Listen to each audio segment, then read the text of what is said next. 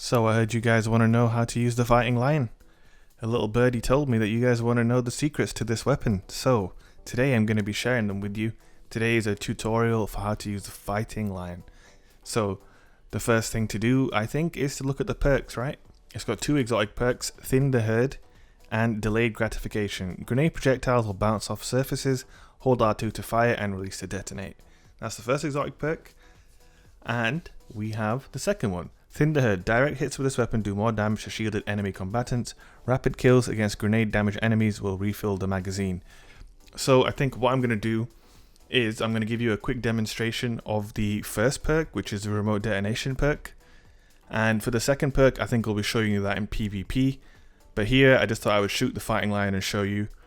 So this is me shooting the weapon without remote detonation. It bounces off the wall and then it explodes. And then here I'm using remote detonation, as it explodes when I let go of the trigger at the wall instead of letting it bounce. Again, I can give you some example. This is without using remote detonation. You can just see the projectile flies off into the distance and it never detonates. It's waiting to impact something. Here I let go of the trigger and boom, it explodes right in the middle of the air. A couple more times I'll just show you guys. That's remote detonation right there. I'm controlling when the weapon detonates. Also, you can use direct hits, but again, I'll be showing you that in PvP. I just thought I'd give you a quick demonstration of the first perk here in the Cosmodrome or the Dead Zone or whatever. Oh look, this little warlock wants to know how to use the fighting lion too. Well, you're going to find out, sir. Just keep watching. Just keep watching. We're going to get straight into the PvP segment of this video right now. So to start off with, kindly this hunter volunteered in a game of Trials to demonstrate the damage numbers for the fighting lion. So here you're going to see what the weapon does on a direct hit. There you go, 69, yes I know, 69 and 66. So that's roughly around 130 plus damage, which basically leaves any enemy one shot essentially. I've got another example there where I'm using my grenade and the fighting lion in combination. Again here it's another direct hit, it leaves him with no shields. It's a really easy kill to clean up with a hand cannon. Here I'm using it at further distances, getting him weak, I melee him, it gives me another grenade back and I can finish the kill with the second grenade. So you can use this weapon in a multitude of ways. You can chain kills. I think this section here is a very good example of how you can use a weapon effectively. I finish a couple of kills, I get them weak, and now you're going to see the enemy team is hiding around the corner. They're just chilling there basically. And this is where some of the strengths of the weapon can come into play. I don't really have to put myself at a lot of risk. I can finish a kill, I can get another guy weak. My teammate finishes him off. You can see here two guys bunched up. When my teammate finishes him, I can finish the second guy. And obviously as I'm doing damage to people, you can see the Thin the Herd perk is kicking in. Every time I kill someone who's been damaged by the weapon, it instantly reloads. And I'm able to constantly get damage off. And yeah, it's very nice. Obviously the guy pops a hammer, so it's time to run away. But yeah, that's a really good example of how the weapon works and its strengths and weaknesses. When enemies are hiding behind corners, you can fire around the corner, you can get them a little bit weak. That extra damage helps, you can finish them off quickly, and then your weapon insta loads. And yeah, it's just a really very effective weapon. Here, look at that, a tower snipe. It's not just effective for priming. Right there, I finished the kill. I use it at a pretty decent range as well. It's not only, you know, a lot of my gameplay, I think people see it and it's like fighting lion melee. But as you can see in the gameplay I'm showing you, it's not the only way to use the weapon. Here, this is a good one I wanted to show. People are always like, oh, but Sheikh, I hit the guy and then I had to melee him twice to kill him. What happened in this clip, as you can see in the slow motion, is that I didn't actually hit him directly. The grenade detonated at his feet, so it only did 69 damage as opposed to 69 and then 66. So sometimes if you get that and you're wondering, oh, why didn't I kill him, that's why. And there you can see I use the grenade off the wall to get a little bit of damage in there. And you can prime people in that way. If they're not directly in your line of sight, you can just use it against the wall, which again is another very effective method to get kills. Again, like, I know people are obviously very familiar with the fighting lion melee, but I'm trying to show you here, you know, there's more than just one way to use the weapon. It's not just fighting lion melee. Here's coming up as a really nice clip here. Obviously not this here, but like in a second you're going to see it. Combining your grenade with the fighting lion. You saw that dude on the left there, so I know he's coming. I throw my nade, I hit him with the fighting lion. and that combined damage is just going to kill anyone really.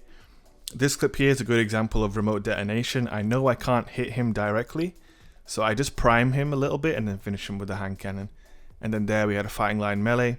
Again, this is another remote detonation example. I know I can't hit him directly, so I'm just doing a little bit of damage and then switching to my hand cannon and finishing him off. Again, that wasn't a direct hit with the melee. It's just another simple play. Again, this is a melee right here. Oh, actually, no, it's not. It's a hand cannon kill. What am I talking about? Again, in trials, it's very effective. There's the fighting line melee, and then that guy, I just finish him off directly. It's not just a primer, it can be a finisher, guys. That's something you guys need to know about the fighting line. It can be a finisher. One tip I would give you guys for people who are moving targets, you want to hit them basically ahead of where they're actually standing. So you want to lead the shot a little bit. A few of the clips will show that. Here it's just more, you know, flanking in trials, getting them weak, doing burst damage. This guy, I don't get the kill, but I do majority of the damage. Here, again, groups of enemies who are not aware of my presence, I can damage them. That guy, tag him off the wall.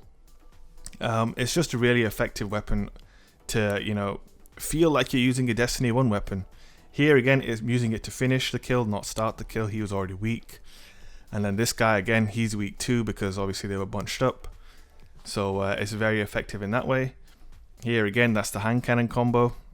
This is a good example, I think, of showing you how to lead a shot. Like right there, I'm firing it in front of him, so I'm not trying to hit him directly.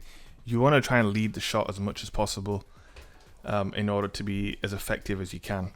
Weapons ago, I think obviously the clips that you've just seen really show you why hand cannons are the best weapon to pair, because obviously you have the, you know, potential to hit them once with a fighting lion and then finish them with a hand cannon. So if you're thinking of a weapon to pair it, I would highly recommend a hand cannon, especially now that they've been buffed. Besides hand cannons, I mean, if you really want to go all in with a close range setup, I would probably say maybe go with the SMG or an auto rifle maybe. A pulse rifle with good handling is a good option. For example, the Nightshade, that's a really good option for you guys. Has great handling, has kill clip, so you can damage them with fighting lion, finish them with Nightshade, reload, get kill clip. That's another really good option for you guys. I would also highly recommend weapons with quick draw. For example, the New City SMG has quick draw. Home for the Lost Hand Cannon, as you can see here, has quick draw. Lincoln Green again is another one with quick draw. They're weapons I would definitely recommend because you can be very effective with instantly switching. That's another good tip for you guys. Go for quick draw weapons if you like them.